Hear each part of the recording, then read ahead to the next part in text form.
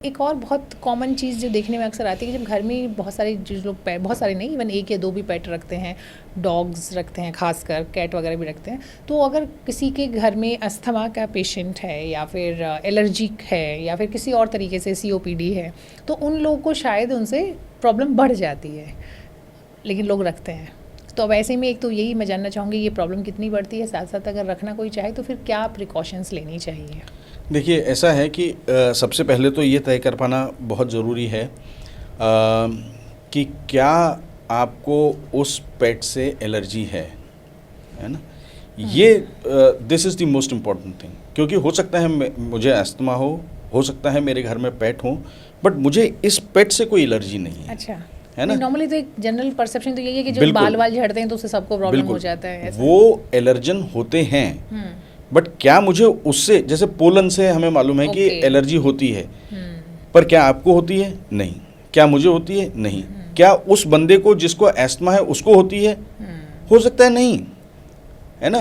जो बेंगलोर में जो बंदा रहता है वो दिल्ली के पोल्यूटेड एनवायरनमेंट में, बेंगलोर में उसको एलर्जी होती है और दिल्ली के पोल्यूटेड एनवायरनमेंट में ही इज़ हैप्पी, राइट, क्योंकि उसको वो एक पर्टिकुलर चीज़ नहीं है।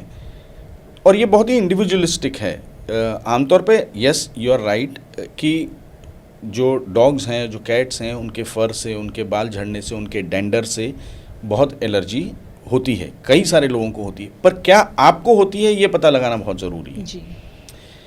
उसके लिए कई सारे टेस्ट्स होते हैं, स्किन प्रिक टेस्ट है, ब्लड टेस्ट हैं, उससे हमें मालूम पड़ जाता है।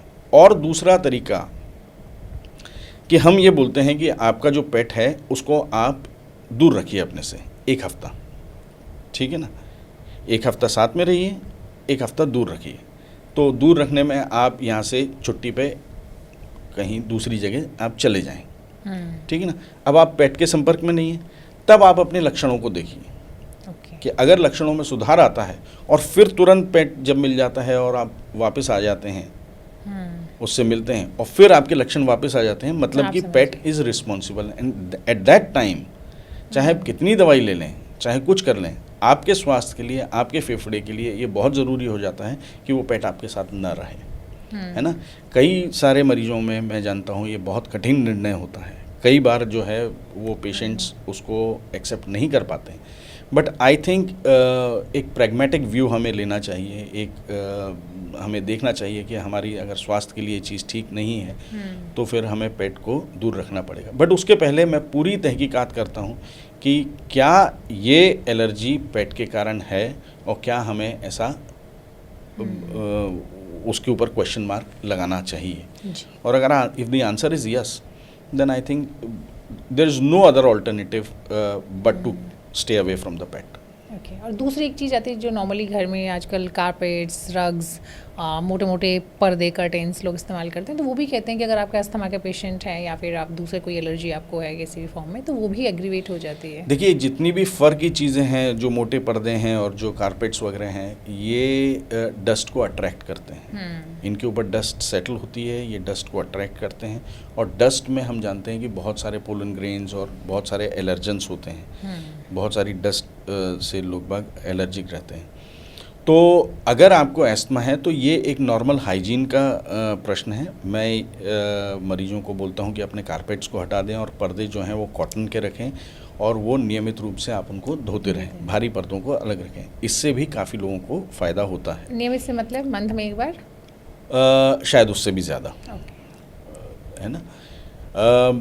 दूसरी चीज़ बहुत इम्पोर्टेंट ये है कि जो डस्टिंग होती है और जो ब्रूमिंग होती है, जो झाड़ू लगती है, वो चीज़ अच्छी नहीं है ना। क्या रहता है कि डस्ट जैसे ही सेटल हुई है, ठीक है, तो हम बोलते हैं कि अरे ये कितना गंदा है, चलो झाड़ू लगा देते हैं। तो जैसे ही हमने झाड़ू लगाई तो हमने डस्ट को बाहर नहीं फेंका, वो डस्ट को अनसेटल कर दिया जो अब हवा में घूम रही है।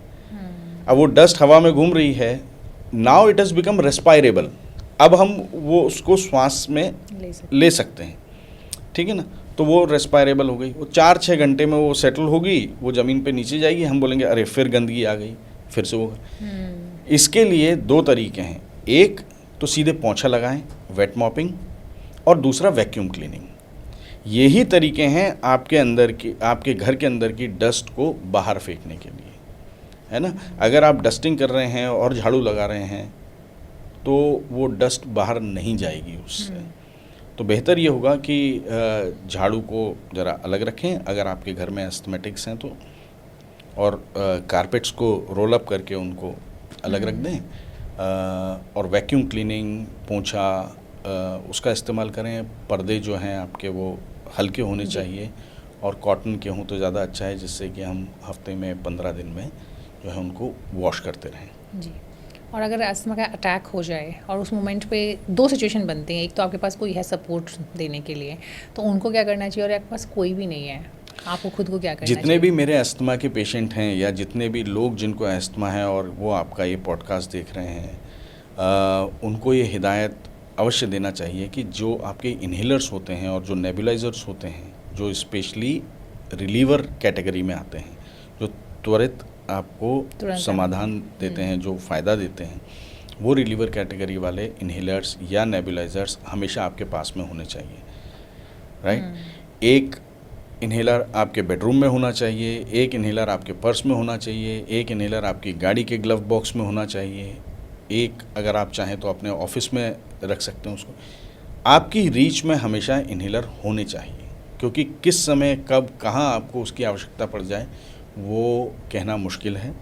और उस समय अगर आपको एस्थमा का अटैक हो रहा है तो एक इन्हेलर ही है जो आपको क्विक सिम्टोमेटिक रिलीफ दे पाएगा। Otherwise if you don't have the inhalers then it's going to be a problem. Doctor साहब, महानगरों में हम देखते हैं कि हर घर घर में जाकर कबूतर जो है अपना घोंसला बनाते हैं, और उनकी जो बीट होती है वो कुछ स्टडीज़ बताती हैं कि उससे सांस से जुड़ी हुई प्रॉब्लम्स हो सकती हैं, तो इससे कैसे बचाव करें? जी, बीट ही नहीं, उनके जो फेदर्स हैं उससे भी एलर्जेंस निकलते हैं, और वो कई लोगों में हाइपर सेंसिटिविटी न्यूमोनाइटिस जैसी बीमारियां करवा सकते हैं, और वो काफ़ी गंभीर सांस संबंधी बीमारी होती है।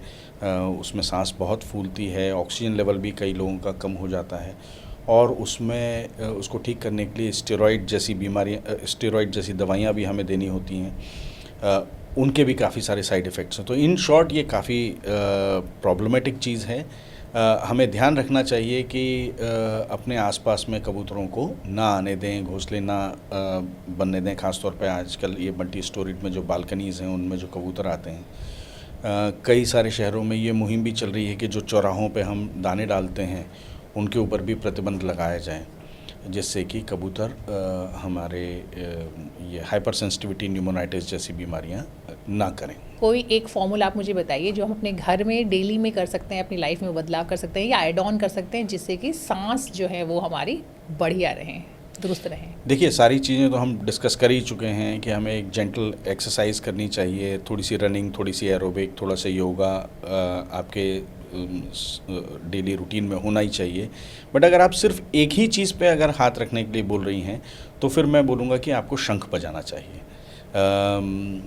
निश्चित तौर पे ये डिस्क्लेमर मैं पहले दे दूं कि जिनको COPD है, जिनको एग्जिस्टिंग एस्थमा है या सांस संबंधी कोई परेशानी है, वो कृपया अपने डॉक्टर से पूछ के इस चीज़ का इस्तेमाल करें। बट जो नॉर्मल हेल्दी इंडिविजुअल हैं, जो 2-4-5 किलोमीटर दौड़ पाते हैं, जो थोड़ी सी एरोबिक्स कर पाते हैं, उनको अगर अपने फेफड़े मजबूत करने हैं तो शंख बजाना बहुत अच्छी चीज़ है। वो दिन में या हफ्ते में 1 आध 2 बार अगर बजाएंगे तो उनके शरीर में वो ताकत आएगी।